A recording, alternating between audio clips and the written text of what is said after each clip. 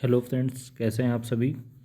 तो गाइस, नवोदय विद्यालय समिति ने नॉन टीचिंग पोस्ट के लिए रिक्रूटमेंट ड्राइव 2024 घोषित कर दी है और इसके अंतर्गत कई सारी पोस्ट पर भर्ती होने वाली है। तो गाइस, मैं आपको जानकारी दूंगा कौन कौन सी पोस्ट पर भर्ती होने वाली है, तो वीडियो को लास्ट तक देखें और मैं आपको एक एक जानकारी दूंगा कि किस पोस्ट पर कितनी वैकेंसी हैं, कौन सा आपको एलिजिबिलिटी चाहिए। सारी जानकारी आपको दूंगा, वीडियो में लास्ट तक बने रहें और हमारे चैनल को सब्सक्राइब जरूर करें। तो गाइज, नॉन टीचिंग की भर्ती निकाली है नवोदय विद्यालय समिति ने और इसमें 2 कैडर हैं, हेडक्वार्टर आरओ कैडर और जेएनबी कैडर। तो आप देख रहे हैं यहाँ कि जो आरओ कैडर है उसके अंतर्गत ASO, AA, junior translation officer, legal assistant, stenographer, computer operator, JSA और एमटीएस है। और जो जेएनबी कैडर के अंतर्गत जो भर्तियां हैं उसमें staff nurse, catering supervisor, JSA, electrician cum plumber, lab attendant और मेस हेल्पर की है। और दोनों में डिफरेंस क्या होता है,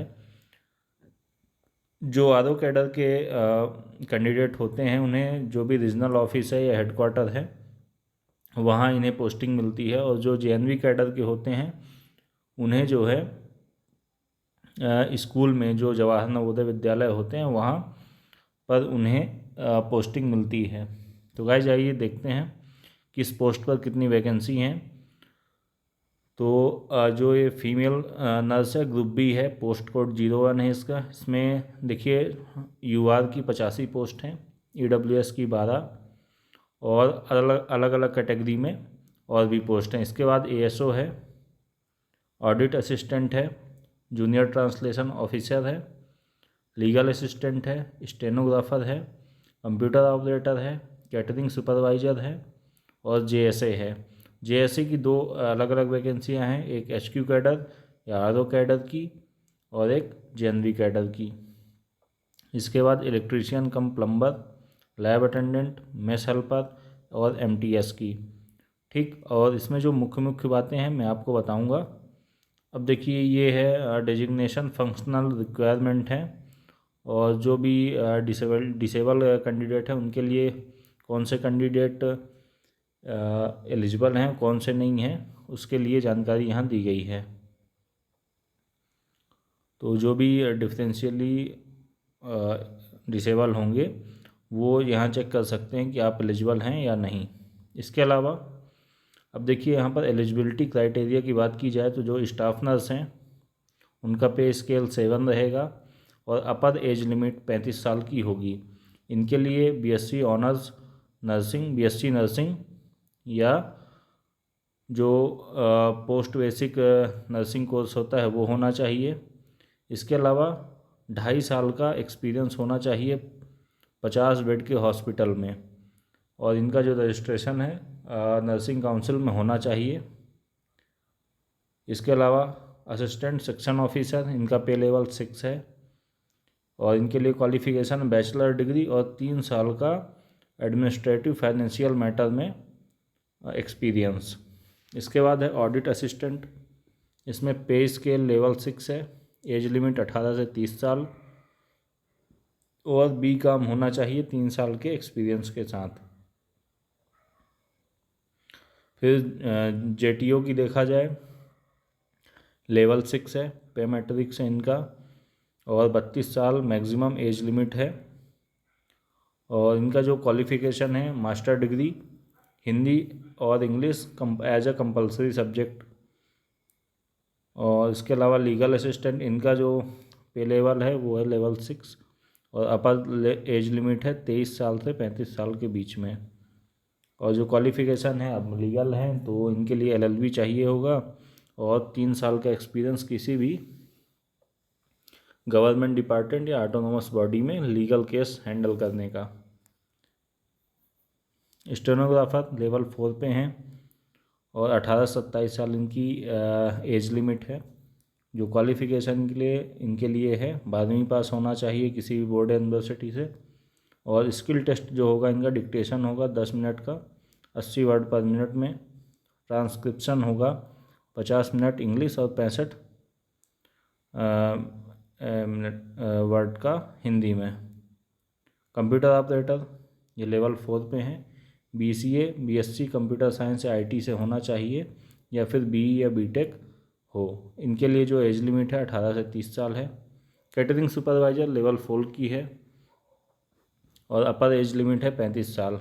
इसके लिए आपके पास होटल मैनेजमेंट में बैचलर डिग्री होना चाहिए, और या फिर ट्रेड प्रोफिशिएंसी सर्टिफिकेट जो होता है TPC कैटरिंग में, वो भी होना चाहिए, और कम से कम 10 साल एक्सपीरियंस होना चाहिए डिफेंस सर्विस में। फिर JSA आता है, तो JSA चाहे HQ कैडर हो या JNV कैडर, दोनों का सेम ही है। 18 से 27 साल एज मैक्सिमम एज लिया हुआ है। 12वीं पास प्लस कंप्यूटर का नॉलेज होना चाहिए। डिजायरेबल है, कोई ज़रूरी नहीं, आपको 12वीं पास होना चाहिए। इलेक्ट्रीशियन के लिए आपके पास ITI होना चाहिए, लेवल 2 की पोस्ट है ये, और 2 साल का एक्सपीरियंस चाहिए इलेक्ट्रिकल इंस्टॉलेशन, वायरिंग या प्लम्बिंग में। लैब अटेंडेंट तो 10th पास होना चाहिए, और लेबोरेटरी टेक्निक आनी चाहिए आपसे, या फिर 12वीं जो है आप साइंस सब्जेक्ट से पास हों।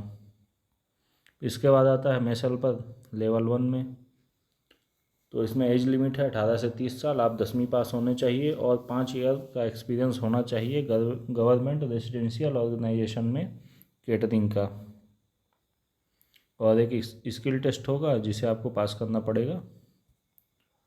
ठीक, अब देखिए एज रिलैक्सेशन की बात की जाए तो कैटेगरी वाइज सबकी छूट दी गई हुई है। जनरल को कोई छूट नहीं दी जाएगी, केवल जो आरक्षित वर्ग है उन्हें छूट दी जाएगी एज में।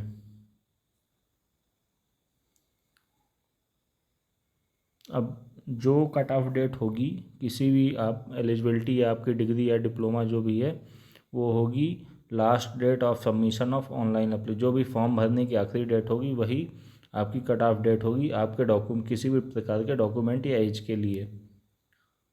ठीक है, इसके बाद अगर हम बात करें तो EWS का, तो EWS का जो भी सेंट्रल वाला या इंग्लिश में जो भी फॉर्मेट होता है वो आपके पास होना चाहिए। 8 लाख से कम आपकी आय होनी चाहिए, 5 एकड़ लैंड या इससे कम हो, या और रेजिडेंशियल फ्लैट जो शहर में होगा वो आपका 1000 स्क्वायर फीट से कम होना चाहिए।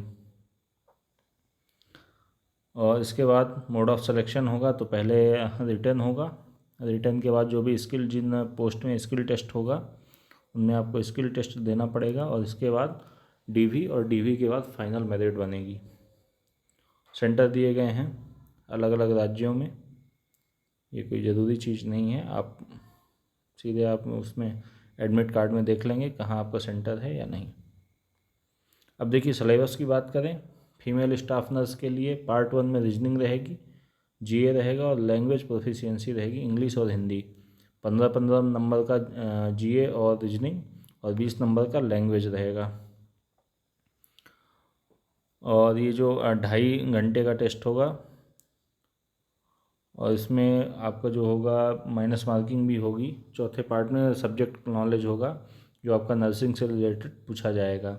ASO के लिए है, 5 पार्ट में इसका पेपर है, 2.5 घंटे का भी है, और ईच पार्ट मतलब हर पार्ट का अलग अलग इंडिविजुअल टाइम होगा।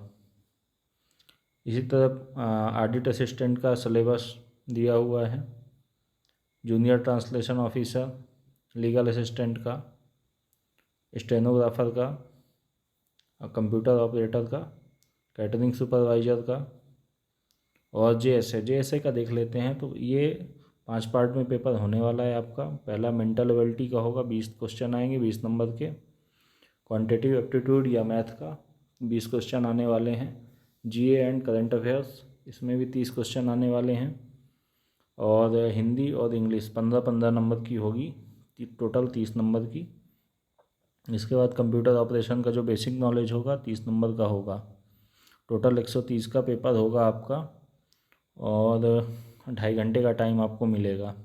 और अगर आप इसके रिटर्न क्वालिफाई करते हैं तो आपको स्किल टेस्ट देना होगा जो कि कंप्यूटर पर होगा, और उसके लिए अलग से नोटिफिकेशन निकाला जाएगा। इसके बाद ये है electrician cum plumber, lab attendant, mess helper और मल्टीटास्किंग स्टाफ। अप्लाई करने के लिए यहाँ पे बताया गया कैसे अप्लाई करना है, फ़ीस दी हुई है। और सबसे ज़रूरी बात जो मैं आपको बताना चाहता हूँ, इस बार जो पिछली वैकेंसी से अलग जो इन्होंने जोड़ा हुआ है, तो वो पॉइंट क्या है। अब देखिए, इस पॉइंट पे हम लोग आते हैं कि अगर आप सेलेक्ट होते हैं तो आपको कम से कम 2 साल समिति में देना होगा, और अगर आप ऐसा नहीं करते हैं तो आपको 3 लाख रुपए जमा करने पड़ेंगे।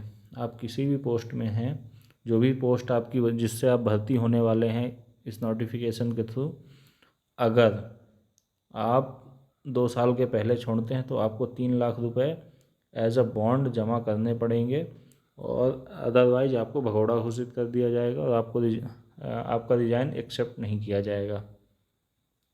तो गाइज इस बार इन्होंने एक क्लॉज जोड़ा हुआ है। इससे पहले जो वैकेंसी आई थी उन्होंने ये क्लॉज नहीं जोड़ा हुआ था। तो आपको ध्यान देना है कि अगर आप 2 साल के पहले ये जॉब छोड़ते हैं तो आपको 3 लाख रुपए एज अ बॉन्ड फीस जमा करनी होगी। तो गाइज़ एनवीएस के बारे में अगली जो जानकारी आएगी या नोटिफिकेशन या कुछ और पेपर के बारे में जो भी कुछ जानकारी होगी मैं आपको दूंगा। हमारे चैनल पर बने रहें, चैनल को सब्सक्राइब करें, वीडियो को लाइक और शेयर ज़रूर करें।